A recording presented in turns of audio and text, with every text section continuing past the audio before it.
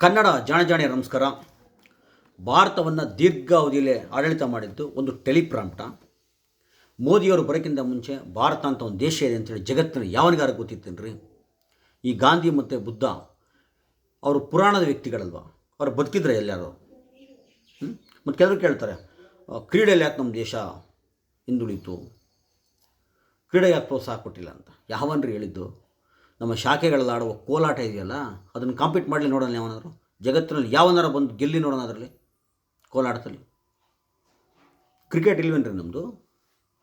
ಅದಕ್ಕೆ ಬೇರೆ ಕೊಂಕಾಡೋದು, ಒಂದು 10 ದೇಶ ಆಡ್ತಾರೆ, ಅದ್ಯಾವ ವರ್ಲ್ಡ್ ಕ್ರೀಡೆ ಅಂತ ಕರಿತಾರೆ ಅಂತ ಹೇಳ್ಬಿಟ್ಟು. ಆಮೇಲೆ ಇನ್ನೊಂದಷ್ಟು ಜನ ಏನಪ್ಪ ಅಂದರೆ, ಈ ನೆಹರು ಅವ್ರಿಗೂ ಮೋದಿ ಅವ್ರಿಗೂ ಕಂಪೇರ್ ಮಾತಾಡ್ತಾರೆ. ನೆಹರು ಅವ್ರ ಕಾಲದಲ್ಲಿ ತಿನ್ನಕ್ಕಿರಲಿಲ್ಲ, ಹಂಗಿತ್ತು ಹಿಂಗಿತ್ತು ದೇಶ, ನೆಹರು ಕಟ್ಟಿದ ದೇಶ ಇದು, ಅದ್ರ ಮೇಲೆ ನೀವು ಬೆಳೆ ಬೆಳೀತಾಯಿದ್ರಾ? ಅದೆಲ್ಲ ಶುದ್ಧ ಸುಳ್ಳು. ನಮ್ಮಲ್ಲಿ ಮೊದಲೇ ಇತ್ತು. ಇನ್ನು ಕೆಲವರು ಹೇಳೋದೇನಪ್ಪ ಅಂದರೆ, ಅಮೇರಿಕದನ್ನು ಅಷ್ಟು ಸವಾರಿ ಮಾಡ್ತಾಯಿದ್ದಾನೆ, ಧಮಕಿ ಆಗ್ತಾಯಿದ್ದಾನೆ. ಯಾಕೆ ನಮ್ಮ ನರೇಂದ್ರ ಮೋದಿಯವರು 56 ಇಂಚಿನ ಇದೆ ನರೇಂದ್ರ ಮೋದಿಯವರು ಉಸಿರು ಬಿಡ್ತಾ ಇಲ್ಲ? ಅದೇ ಹಡಗೆಲ್ಲ ಹೊಡೆದಾಕಿದ್ರು, ನಮ್ಮ ಭಾರತೀಯರನ್ನ ಸಾಯಿಸ್ಬಿಟ್ರು. ಅದೇ ಕೆಲಸನ ಈ ಬಾಂಗ್ಲಾದವರು, ಶ್ರೀಲಂಕಾದವರು, ಪಾಕಿಸ್ತಾನದವರು, ನೇಪಾಳದವರು ಇವರೆಲ್ಲ ಮಾಡಿದರೆ ಹೆಂಗಿತ್ತು? ಬಿಡ್ತಿದ್ರಾ? ಈ ಥರ ಎಲ್ಲ ಮಾತಾಡ್ತಾ ಇದ್ದಾರೆ. ಅದಕ್ಕೆಲ್ಲ ಕಾರಣಗಳಿದೆ. ಆಮೇಲೆ ಇನ್ನೊಂದಷ್ಟು ಜನ ಕೇಳೋದು, ಪೆಟ್ರೋಲ್ ರೇಟ್ ಜಾಸ್ತಿ ಆಗಿದೆ, ರೂಪಾಯಿ ಮೇಲೆ ಕುಸಿತ ಇದೆ, ಡಾಲರ್, ಇದೆಲ್ಲ ಮಾತಾಡ್ತಾರೆ. ಅದನ್ನು ಮೆಗ್ಗಳಿಕೆ ರೀ. ಏನು ಎತ್ತ ಎಲ್ಲನೂ ನೋಡೋಣ. ಅದಕ್ಕಿಂತ ಮುಂಚೆ ನಮ್ಮ ಕನ್ನಡ ಜಾಣೆ ಯೂಟ್ಯೂಬ್ ಚಾನಲ್ನ ಸಬ್ಸ್ಕ್ರೈಬ್ ಮಾಡಿ, ನಮ್ಮ ಸಪೋರ್ಟ್ ಮಾಡಿ ಅಂತ ಹೇಳ್ತಾ, ತುಂಬ ಜನ ಹೇಳೋದು, ಈ ದೇಶವನ್ನು ದೀರ್ಘಾವಧಿ ಮುನ್ನಡೆಸಿದ್ದು ನರೇಂದ್ರ ಮೋದಿಯವರಲ್ಲ, ಒಂದು ಟೆಲಿಪ್ರಾಂಪ್ಟು ಅದಿಲ್ಲ ಅಂದರೆ ಇವ್ರಿಗೆ ಕೈಕಾಲು ಆಡಲ್ಲ. ಒಂದು ಸಲ ಕೈ ಕೊಟ್ಟಾಗ ಪೆಂಗ್ ಅಂತ ಆಡ್ಬಿಟ್ರೆ ಇವರು. ಈ ಥರ ಎಲ್ಲ ಕುಹಕ್ಕೆ ಆಡ್ತಾಯಿದ್ದಾರೆ. ಆಡಬಾರ್ದು. ಅದು ಟೆಲಿಪ್ರಾಂಪ್ಟ್ ಅಲ್ಲ, ಅದು ಸುದರ್ಶನ ಚಕ್ರ. ಅದು ಮೋದಿಯವರು ದೈವಾಂಶ ಸಂಭೂತ ಅಲ್ಲ, ಸ್ವತಃ ದೇವರೇ. ಹೇಳ್ತೀವಲ್ಲ ದಶಾವತಾರ, ಇವರು ದಶಾವತಾರದಲ್ಲಿ ಕಲ್ಕಿ ಅವತಾರ. ನೋಡಿ, ದಾಡಿಗಿಡಿ ಬಿಡ್ಕೊಂಡು ಎಷ್ಟು ಚೆನ್ನಾಗಿದ್ದಾರೆ. ಒಂದು ಕಿರೀಟ ಹಾಕ್ಬಿಟ್ಟು ಒಂದು ಕತ್ತಿ ಕೊಟ್ಬಿಟ್ರೆ ಕಲ್ಕಿನೇ ಅಲ್ಲ. 3/4 ಶತಮಾನ ಆಯಿತು ನಮ್ಮ ಸ್ವತಂತ್ರ ಬಂದು. ಯಾವ ಪ್ರಧಾನಿಗಾದರೂ ಈ ಥರ ಒಂದು ಗಿಫ್ಟ್ ಸಿಗ್ತಾ? ಈಗ ಕೊಟ್ಟಿದ್ರೇನ್ರಿ? ಅವಕಾಶ ಇತ್ತೇನ್ರಿ? ಮೋದಿಯವರಿಗೆ ಮಾತ್ರ ಟೆಲಿಪ್ರಾಂಪ್ಟ್, ಯಾರಿಗೂ ಇರಲಿಲ್ಲ ಅದು. ಯಾಕೆಂದರೆ ಇವರು ಸ್ವತಃ ದೇವರು, ಇವರೇ ಅವತಾರ. ಅದನ್ನು ಸುಮ್ಮನೆ ಸುಳ್ಳಾಗಿ ಟೆಲಿಪ್ರಾಂಪ್ಟ್ ಅಂತ ಕರಿಬೇಡಿ. ಅದು ಸುದರ್ಶನ ಚಕ್ರ. ಮತ್ತು ಮೋದಿಯವರು ಬರೋಕ್ಕಿಂತ ಮುಂಚೆ ಇಡೀ ಜಗತ್ತಿಗೆ ಭಾರತ ಅಂತ ಒಂದು ದೇಶ ಇದೆ ಅಂತ ಯಾವನಿಗಾರ ಗೊತ್ತಿತ್ತೇನ್ರಿ ಅವನಿಗಾರು? ಇವ್ರು ಬಂದು ಪ್ರಚಾರ ಮಾಡಿದ್ದಲ್ವ.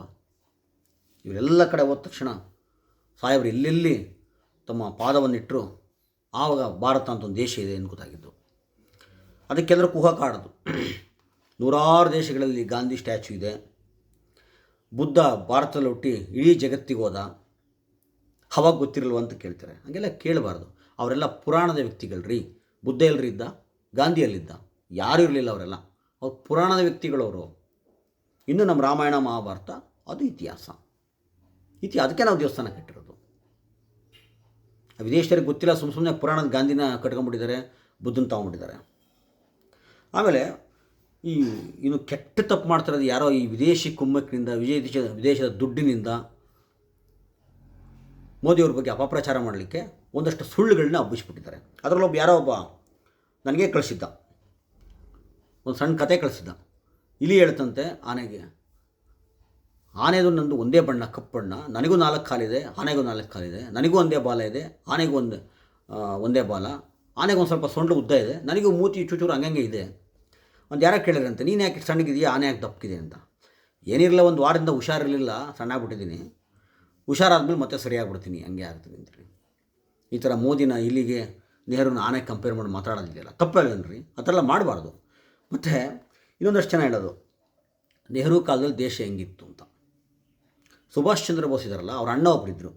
ಅವ್ರ ಅಣ್ಣನ ಹತ್ರ ಒಬ್ಬರು ಕೆಲಸ ಮಾಡ್ತಿದ್ರು. ಅವ್ರ ಹೆಸರು ಏನೋ ಮೋದಿ ಬರುತ್ತೆ, ಮರ್ತೋಗಿದೆ ನನಗೆ. ಯಾರಾದರೂ ದಯವಿಟ್ಟು ಅದನ್ನ ಹಾಕಿ ಕಾಮೆಂಟಲ್ಲಿ. ಆತ ಎಷ್ಟು ಯುರೋಪ್ ಬಗ್ಗೆ ತಿಳ್ಕೊಂಡಿದ್ದ ಅಂದರೆ, ಇಲ್ಲೇ ಕೂತ್ಕೊಂಡು ಯುರೋಪಿಯನ್ನರಿಗೆ ಯುರೋಪಿಯನ್ ಇತಿಹಾಸ ಹೇಳ್ಕೊಡ್ತಿದ್ದ.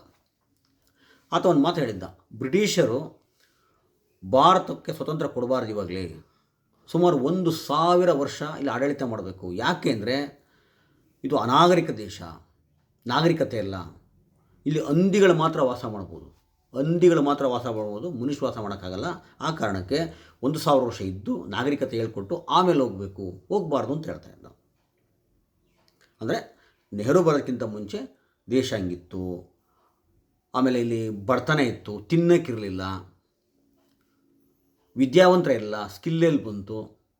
ಇಂಥ ದೇಶವನ್ನು ನೆಹರು ತಗೊಂಡು ಅದಕ್ಕೆ ನೋಡಿ ಎಷ್ಟೆಷ್ಟು ಸುಳ್ಳೆಲ್ಲ ಹಬ್ಬಿಸಿದ್ದಾರೆ ಅಂದರೆ, ಎಂಥ ದೇಶ ರೀ ನಮ್ಮದು, ಈ ಥರ ಸುಳ್ಳು ಹಬ್ಬಿಸಿದ್ದಾರೆ. ಅದಕ್ಕೆ ನೆಹರು ಏನೇನು ಮಾಡಿದ್ರು ಅಂತ ಕೆಲವೊಂದು ಲೀಸ್ಟೇ ಕಳಿಸ್ಬಿಟ್ಟಾನೆ ಯಾರೋ ಒಬ್ಬ ನನಗೆ. ನೆಹರು IIM ಪರಿಚಯಿಸಿದರು, ಮೋದಿ ಏನು ಹೇಳಿದ್ರು, ಮೋದಿ ಅಯಾಮ್ ಅಂದರು. ನೆಹರು ಅವರು IIT ಸ್ಥಾಪಿಸಿದರು, ಮೋದಿಯವರು IT ಸೆಲ್ ಸ್ಥಾಪನೆ ಮಾಡಿದರು. ನೆಹರು ಸಂಶೋಧನೆ ಮತ್ತು ಅಭಿವೃದ್ಧಿ ಸಂಸ್ಥೆಗಳನ್ನು ಸ್ಥಾಪಿಸಿದರು, ನೆಹರು ಅವರು ಬಡವರ ಸಂಸ್ಥೆ ಸ್ಥಾಪಿಸಿದರು. ಆಮೇಲೆ ನೆಹರು ಭಾರತವನ್ನು ಆಳಿದರು, ಮೋದಿ ಭಾರತವನ್ನು ಮೂರ್ಖರನ್ನಾಗಿ ಮಾಡಿದರು. ನೆಹರು ಇತಿಹಾಸ ನಿರ್ಮಿಸಿದರು, ಮೋದಿ ಇತಿಹಾಸ ಜೊತೆ ಚೆಲ್ಲಾಟ ಆಡಿದರು. ನೆಹರು ಭಾರತವನ್ನು ಕಟ್ಟಿದರು, ಮೋದಿ ದೇಶವನ್ನು ಮಾರಿದರು. ನೆಹರು ದೇಶವನ್ನು ಮುನ್ನಡೆಸಿದರು, ಮೋದಿ ದೇಶವನ್ನು ಹಿಂದಕ್ಕೆ ತಳ್ಳಿದರು. ಈ ಥರ ಸುಳ್ಳುಗಳನ್ನೆಲ್ಲ ಇದೆ ಹಬ್ಬಿಸ್ತಾ ಇದ್ದಾರೆ. ಅಂದರೆ ಭಾರತ ಹೆಂಗಿತ್ತು, ಏನೋ ಮೋದಿಯ ನೆಹರು ಹಂಗೆ ಮಾಡಿದ್ರು ಹಿಂಗೆ ಮಾಡಿದ್ರು ಅಂತ ನೋಡಿ. ನಮ್ಮ ಮಹಾಭಾರತ ತೊಗೊಳ್ಳಿ, ರಾಮಾಯಣದ ತೊಗೊಳ್ಳಿ, ಎಂತೆಂಥ ದೊಡ್ಡ ದೊಡ್ಡ ಅರಮನೆಗಳಿತ್ತು, ಎಂಥ ಸ್ಕಿಲ್ ಇತ್ತು ನಮ್ಮದು. ನೀವೀಗೇನೋ ಪ್ಲಾಸ್ಟಿಕ್ ಸರ್ಜರಿ ಮತ್ತೊಂದು ಏನೋ ಮಾತಾಡ್ತೀರಾ. ನಾವು ಆ ಕಾಲದಲ್ಲೇ ನೀವು ಪ್ರಣಾಳ ಶಿಶು ಮಾತಾಡ್ತೀರಾ, ಆವಾಗಲೇ ಇರಲ್ವ ನಮ್ಮಲ್ಲಿ. ದ್ರೋಣ ಹುಟ್ಟಿದ್ದಂಗೆ, 101 ಜನ ಕೌರವರು ಹುಟ್ಟಿದ್ದಂಗೆ, ಪ್ರಣಾಳ ಶಿಶು ಅವತ್ತಲೇ ಇತ್ತು. ಮತ್ತು ದೇವಲೋಕಕ್ಕೆ ಬಿದಿರಲ್ಲಿ ರೋಡ್ ಮಾಡಿ ಅರ್ಜುನ ಒಂದು ಬಾಣ ಬಿಡಿದ ತಕ್ಷಣ ದೇವಲೋಕಕ್ಕೆ ಮೇಲ್ಗಡೆ ಇದೆಯಲ್ಲ ದೇವಲೋಕ, ಬಿದಿರಲ್ಲೇ ರೋಡ್ ಮಾಡಿ ಅಲ್ಲಿಂದ ಆ ರೋಡ್ ಬಿದಿರು ರೋಡ್ ಮೇಲೆ ಆನೆ ಇಳಿಸಿರಲಿಲ್ವ ನಾವು. ತನ್ನ ತಾಯಿ ಕುಂತಿ ಏನೋ ವ್ರತ ಮಾಡಬೇಕು, ಗಜಗೌರಿ ವ್ರತ ಅಂತೇಳಿ ಆನೆನೇ ಇಳಿಸಿರಲ್ವ ನಾವು ಐರಾವತನ. ಆಮೇಲೆ ಪುಷ್ಪಕ ವಿಮಾನ ಇತ್ತು ನಮ್ಮಲ್ಲಿ, ಮಂತ್ರದಿಂದನೇ ಮಕ್ಕಳಾಗ್ತಾಯಿತ್ತು. ಇನ್ನು ವಿಪರೀತ ನಿಮ್ಗೆ ಗೊತ್ತು, ಬೇಜಾನು ಗೊತ್ತು, ಅದೆಲ್ಲ ಕೂತ್ಕೊಂಡು ನಾನು ಹೇಳಿ ಏನೋ ಟೈಮ್ ಪಾಸ್ ಮಾಡಬೇಕಾಗಿಲ್ಲ. ಇಂಥ ದೇಶ ಇತ್ತು. ಅದೇನೋ ನೆಹರು ಅದು ಕಟ್ಟಿದ್ರು ಇದು ಕಟ್ಟಿದ್ರು ಅಂತ ಹೇಳ್ತಾರೆ. ಅದೆಲ್ಲ ಸುಳ್ಳು. ಅದೆಲ್ಲ ಒಂದು ಕಾಲದಲ್ಲಿ ನಮ್ಮ ದೇಶದಲ್ಲಿ ಇತ್ತು. ಮತ್ತು ಇನ್ನೊಂದಷ್ಟು ಜನ ಹೇಳೋದು ಸ್ಕಿಲ್ ಇರಲಿಲ್ಲ, ವಿದ್ಯಾವಂತರಿರಲಿಲ್ಲ ಅದು ಅಂತ. ಯಾಕ್ರಿ ಬೇಕು? ನಾವು ವೇದಗಳನ್ನು ಎಲ್ಲವನ್ನೂ ಸಹ ಬಾಯಿಲೆ ಇಟ್ಕೊಂಡಿರಲಿಲ್ವಾ? ಬಾಯಿಲೆ ಇಟ್ಕೊಂಡಿರೋದು ಯಾಕೆ ಬರೆದಿಡಬೇಕು? ಅದಕ್ಕೊಂದಷ್ಟು ಚೆನ್ನಾಗಿ ಕೋಹ ಕಾಡ್ತಾರೆ. ಯಾಕೆ ಬರೆದಿಲ್ಲ ಅಂದರೆ, ಇನ್ನೊಬ್ರಿಗೆ ಕಲ್ತ್ಕೋತಾರೆ ನೀವು ಬರೆದಿಲ್ಲ, ಇನ್ನೊಬ್ರಿಗೆ ಜ್ಞಾನವನ್ನು ಹಂಚಬಾರ್ದು ಅಂತ ಮೋಸ ಮಾಡಿದ್ರಿ. ಅದಕ್ಕಿಂತ ಮುಖ್ಯವಾಗಿ ಬರೆಯೋಕ್ಕೆ ಪೇಪರ್ ಇರಲಿಲ್ಲ ನಿಮ್ಮ ಹತ್ರ, ಪ್ರಿಂಟ್ ಮಾಡೋ ಮಿಷಿನ್ ಇರಲಿಲ್ಲ. ಪ್ರಿಂಟ್ ಮಾಡೋ ಮಿಷಿನ್ಗಿಂತ ಮುಖ್ಯವಾಗಿ ಪೇಪರ್ ಇರಲಿಲ್ಲ. ಅದು ಯಾರೋ ವಿದೇಶಿಯರು ಬಂದ್ಬಿಟ್ಟು ನಿಮಗೆ ಪೇಪರ್ ತೋರಿಸ್ಕೊಟ್ರು, ಪ್ರಿಂಟಿಂಗ್ ತೋರಿಸ್ಕೊಟ್ರು. ಈ ಥರ ಎಲ್ಲ ಒಂದಷ್ಟು ಸುಳ್ಳುಗಳು ಆಡ್ತಾ ಇದ್ದಾರೆ. ಅದೆಲ್ಲ ಹೇಳ್ಬಾರ್ದು. ನಾವು ಅದನ್ನು ಸಮಯ ವೇಸ್ಟ್ ಮಾಡ್ಕೊಂಡು ಬರ್ಕೊಂಡು ಪ್ರಿಂಟ್ ಹಾಕ್ಕೊಂಡು ಅದು ಯಾಕೆ ಮಾಡಬೇಕು? ನಮ್ಮ ಸ್ಕಿಲ್ಲು, ಅದಕ್ಕೋಸ್ಕರ ನಾವು ಬಾಯಿಲಿಟ್ಕೊಂಡಿದ್ವಿ. ನಮ್ಮ ವೇದಗಳನ್ನು, ಉಪನಿಷತ್ತುಗಳನ್ನು ಎಲ್ಲವನ್ನೂ ಸಹ ಅದೇ ಥರ ಬಾಯಿಲಿಟ್ಕೊಂಡಿದ್ವಿ. ಆಮೇಲೆ ಇನ್ನೊಂದಷ್ಟು ಜನ ಕೇಳೋದು, ಈ ಪೆಟ್ರೋಲ್ ರೇಟ್ ಜಾಸ್ತಿ ಆಯಿತು, ಆಮೇಲೆ ಎಂಥದ್ದು ಡಾಲರ್ ಅಷ್ಟು ಬೆಳೀತಾ ಇದೆ, ಹಾಗೆ ಹೀಗೆ ರೂಪಾಯಿ ಕುಸ್ತೋಯ್ತು ಅಂತ. ಅದು ಹೆಗ್ಗಳಿಕೆ. ನೀವು ಫುಟ್ಪಾತಲ್ಲಿ ಹೋಗ್ಬಿಟ್ಟು ಅದು ಯಾವುದೋ ಬೇಕರಿಲಿ 10 ರೂಪಾಯಿ ಕೊಟ್ಟು 12 ರೂಪಾಯಿ ಕೊಟ್ಟು ಒಂದು ಟೀ ಕುಡಿಯೋದು ಹೆಂಗಿರುತ್ತೆ? 5 ಸ್ಟಾರ್ ಹೋಟ್ಲಲ್ಲಿ ಕೂತ್ಕೊಂಡು 100 ರೂಪಾಯಿ ಕೊಟ್ಟು ಕಾಫಿ ಕುಡಿದ್ರೆ ಹೆಂಗಿರುತ್ತೆ? ಶ್ರೀಮಂತಿಕೆ ಅದೇನ್ರಿ? ಮತ್ತು ನಾವು ಕಮ್ಮಿ ದುಡ್ಡು ಕೊಟ್ಟು ಪೆಟ್ರೋಲ್ ತೊಗೊಳೋದು, ಆಮೇಲೆ ಎಂಥದಪ್ಪ ರೂಪಾಯಿನ ಕಮ್ಮಿ ದುಡ್ಡು ಕೊಟ್ಟು ತೊಗೊಂಡ್ರೆ ಚೆನ್ನಾಗಿರುತ್ತೇನ್ರಿ? ನಮ್ಮ ಹೆಗ್ಗಳಿಕೆ ಶ್ರೀಮಂತರಾಗ್ತಾಯಿದೆ ಅಂತ ಅರ್ಥ. ಅದು ಸುಮ್ಮನೆ ಮೂರ್ಖರ ಥರ ಏನೋ ಮಾತಾಡೋಕ್ಕೆ ಹೋಗ್ತಿರಲ್ಲ. ಇನ್ನೊಂದಷ್ಟು ಜನ ಕೋಹ ಕಾಡ್ತಾರೆ. ಇಷ್ಟು ವರ್ಷದಲ್ಲಿ ನಮ್ಮ ಮೋದಿಯವರು ಎಲ್ಲ ಮಾಡಿದರು, ಪವಾಡ ಮಾಡಿದರು. ಈ ಪವಾಡ ಪುರುಷರು ಯಾಕೆ ನಮ್ಮ ದೇಶವನ್ನು ಕ್ರೀಡೆಯಲ್ಲಿ ಮುಂದೆ ತೊಗೊಂಡೋಗಿಲ್ಲ? ಹುಡುಗರಿಗೊಂದು ಕ್ರೀಡೆ ಬೇಕಲ್ಲ ಅಂತ. ಸುಳ್ಳು. ನೀವು ಸುಮ್ಮನೆ ಏನೇನೋ ಕೆಲಸಕ್ಕೆ ಬರೋದು ಆಟಗಳು ಆಡ್ಕೊಂಡು ಟೈಮ್ ಪಾಸ್ ಮಾಡ್ಕೊಂಡು ಇರಬಾರ್ದು. ಕ್ರಿಕೆಟ್ ಇದೆಯಲ್ಲ, ಅದಕ್ಕಿನ್ನೂ ಕೆಲವರು ಕೊಂಕಾಡೋದು. ಕ್ರಿಕೆಟ್ ಇದ್ರೆ ಏನು ರೀ, ಬರೀ ಅಗ್ರಹಾರದವರೇ ತುಂಬ್ಕೊಂಡಿರೋದ್ರಲ್ಲಿ, ಬರೀ ಶರ್ಮಾಗಳೇ ತುಂಬ್ಕೊಂಡಿದ್ದಾರಲ್ಲಿ. ಅಷ್ಟು ಸಾಕಾಗಲಿ ಅಂತ ಕಾಮೆಂಟ್ರಿ ಹೇಳೋಕ್ಕೂ ಬರೀ ಅವರೇ ತುಂಬ್ಕೊಂಡವ್ರೆ. ಅವ್ರಿಗೊಂದು ಗಂಜಿ ಕೇಂದ್ರ ಆಗೋಯ್ತು, ಬೇರೆಯವರಿಗೆಲ್ಲ ಅವಕಾಶ ಅಂತ. ಇಲ್ಲ ಆ ಥರ ಎಲ್ಲ ಕೊಂಕಾಡಕ್ಕೆ ಹೋಗ್ಬೇಡಿ. ನಮ್ಮ ಶಾಖೆಗಳಲ್ಲಿ ಆಡುವ ಕೋಲಾಟ ಇದೆಯಲ್ಲ, ಆ ಕೋಲಾಟ ಅದರ ಮುಂದೆ ಯಾವುದು ಕ್ರೀಡೆ? ಜಗತ್ತಿನಲ್ಲಿ ಯಾವನಾರ ಬಂದು ಕಾಂಪೀಟ್ ಮಾಡಿ ನೋಡೋಣ ಕೋಲಾಟನ? ಸಾಧ್ಯ ಇದೆಯೇನ್ರಿ? ಅಷ್ಟಕ್ಕೂ ನಮ್ಮದೇನು, ನಾವು ಋಷಿಮುನಿಗಳು ಏನು ಮಾಡ್ತಾಯಿದ್ರು? ಕೂತ್ಕೊಂಡು ತಪಸ್ಸು ಮಾಡ್ತಾಯಿದ್ರು, ಜ್ಞಾನ ಪಡಿತಾಯಿದ್ರು. ಅದು ಬೇಕು ತಾನೆ. ಅದು ಬಿಟ್ಬಿಟ್ಟು ನೀವು ಆಟ ಆಡ್ಕೊಂಡು ಅದು ಇದು ಟೈಮ್ ಪಾಸ್ ಮಾಡ್ಕೊಂಡು ಈ ಥರ ಎಲ್ಲ ಮಾಡೋಕ್ಕೆ ಹೋಗ್ಬಾರ್ದು. ಈ ಸುಳ್ಳುಗಳನ್ನೆಲ್ಲ ಹಬ್ಸೋಕ್ಕೆ ಹೋಗ್ಬಾರ್ದು. ಮತ್ತು ಇನ್ನೂ ಎಷ್ಟು ಕೆಟ್ಟದಾಗಿ ಮೋದಿಯವ್ರ ಬಗ್ಗೆ ಹಬ್ಬಿಸ್ತಾ ಇದ್ದಾರೆ ಅಂದರೆ ನೋಡಿ, ಅಮೇರಿಕದವನು ಟ್ರಂಪ್ ಪದೇ ಧಮಕಿ ಹಾಕ್ತಾನೆ. ಆಪರೇಷನ್ ಸಿಂಧೂರ ನಾನು ನಿಲ್ಲಿಸಿ 80 ಸಲ ಹೇಳಂದ್ರೆ ಅವನು ನಾನು ನಿಲ್ಲಿಸಿದ್ದು. ನಿನಗೆ ವ್ಯಾಪಾರ ಬೇಕೋ ಯುದ್ಧ ಬೇಕೋ ಡಿಸೈಡ್ ಮಾಡು ಅಂತ ಹೇಳಿದೆ. ನಾನು ಹೇಳಿದ್ದಕ್ಕೆ ನಿಂತೋಯ್ತು. ಆಮೇಲೆ ಕಮ್ಮಿಲ್ ಕೊಟ್ಟರು ರಷ್ಯಾದವ್ರ ಹತ್ರ ಆಯಿಲ್ ತೊಗೋಬಾರ್ದು, ನಮ್ಮ ಹತ್ರನೇ ತೊಗೋಬೇಕು. ಮೊನ್ನೆ ಏನೋ ಸಮಸ್ಯೆ ಆಯ್ತಪ್ಪ, ಒಂದು 30 ದಿನ ತಗೊಳಪ್ಪ, ಹೋಗಲಿ ಬೇಕಾರೆ ಅಲ್ಲಿ ಗಂಟ ಬಿಟ್ಟೆ. ಅದೇನೋ ಮೊನ್ನೆ ಹಡಗನೆಲ್ಲ ಒಡೆದು ಬಿಸಾಕಿದ್ರಂತೆ.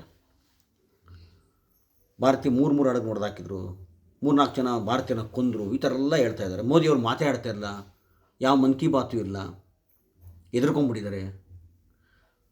ಅಲ್ಲಿ ನೋಡ್ರಿ, ಚೈನಾದವ್ರು ನೋಡಿದರೆ ಮುಳ್ತಂತಿಲಿ ನಮ್ಮ ಭಾರತೀಯ ಸೈನಿಕರು ಹೊಡೆದಾಕ್ಬಿಟ್ರು. ಮುಳ್ತಂತಿ ಸುತ್ತಕೊಂಡು ಭಾರತೀಯ ಸೈನಿಕರು ಹೊಡೆದ್ಬಿಟ್ರು. ಮೋದಿಯವ್ರು ಮಾತಾಡ್ತಾ ಇಲ್ಲ. ಈ ಥರ ಎಲ್ಲ ಕೇಳ್ತಾ ಇದ್ದಾರೆ ರೀ. ಅಮೇರಿಕಾ ಆಗಲಿ ಅದು ಚೈನಾ ಆಗಲಿ ಯಾವುದ್ರಿ, ಸಣ್ಣ ಸಣ್ಣ ದೇಶಗಳಿಗೆ ಏನೋ ಸಣ್ಣ ಪುಟ್ಟದೇನೋ ಆಗಿರುತ್ತೆ ಅಷ್ಟೇ, ಸಣ್ಣ ದೇಶಗಳು.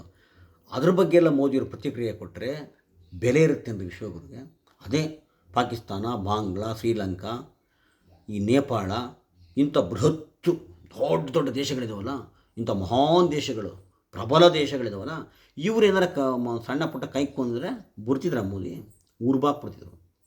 ಇವ್ರ ಜೊತೆ ಯುದ್ಧ ಮಾಡಿದರೆ ಅವ್ರಿಗೆ ಪ್ರತಿಕ್ರಿಯೆ ಕೊಟ್ಟರೆ ಒಂದು ಬೆಲೆ ಇರುತ್ತಪ್ಪ. ಇಂಥ ಬೃಹತ್ ರಾಷ್ಟ್ರಗಳ ಜೊತೆ, ಪವರ್ಫುಲ್ ರಾಷ್ಟ್ರಗಳ ಜೊತೆ, ಅದ್ಯಾವುದೋ ಚೈನಾ ಅಂತ ಚಿಕ್ಕದು, ಅದ್ಯಾವುದೋ ಅಮೇರಿಕಾ ಅಂತ ಕೆಲಸಕ್ಕೆ ಬಾರದೇ ಇರೋದು, ಇಂಥ ಸಣ್ಣ ಸಣ್ಣ ದೇಶಗಳು ಮಾಡುವ ಈ ಏನೋ ಸಣ್ಣ ಪುಟ್ಟ ಆಗಿರುತ್ತೆ. ಅದಕ್ಕೆಲ್ಲ ನೀವು ಪ್ರತಿಕ್ರಿಯೆ ಕೊಡೋಕೆ ಹೋಗ್ಬಿಟ್ರೆ, ಅದೇನೋ ಪ್ರಧಾನಮಂತ್ರಿ ಅಥವಾ ಬೇಡ ನಿಂತೋಣ, ಮುಖ್ಯಮಂತ್ರಿಗಳಿಗೆ ಯಾವನೋ ಸಣ್ಣ ಈ ದಾರಿಲಿ ಹೋಗೋಣ ಏನಾದರೂ ಪ್ರತಿಕ್ರಿಯೆ ಕೊಡಬೇಕು ಅಂತ ಕೇಳ್ದಂಗಿತ್ತಪ್ಪ ಅಲ್ವಾ.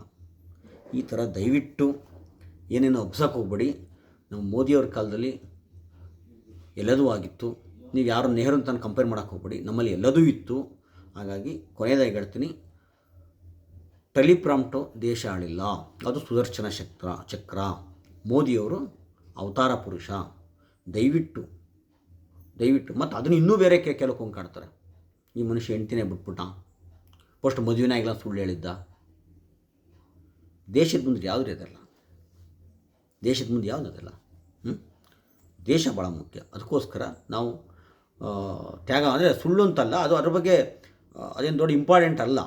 ನೀವಂಥ ಸಿಲ್ಲಿ ವಿಚಾರಗಳನ್ನೆಲ್ಲ ಅಪ್ಸೋಕೋ, ಸಿಲ್ಲಿ ವಿಚಾರಗಳ ಥರ ಟೀಕೆ ಮಾಡೋದು ಮತ್ತೊಂದು ಮಾಡೋಂಗಿಲ್ಲ. ದಯವಿಟ್ಟು ಈ ದೇಶವನ್ನು ಮೋದಿಯವರು ಮುನ್ನಡೆಸ್ತಾರೆ. ನಮ್ಮ ಅದೃಷ್ಟ ಎಂಥವ್ರು ಸಿಕ್ಕಿರೋದು. ನಿಶ್ಚಿಂತೆ ಎಲ್ಲರೂ ಸಹ ಆರಾಮಾಗಿರಿ ಅಂತ ಹೇಳ್ತಾ ನಾನು ಮಾತು ಮುಗಿಸ್ತೀನಿ. ನಮಸ್ಕಾರ.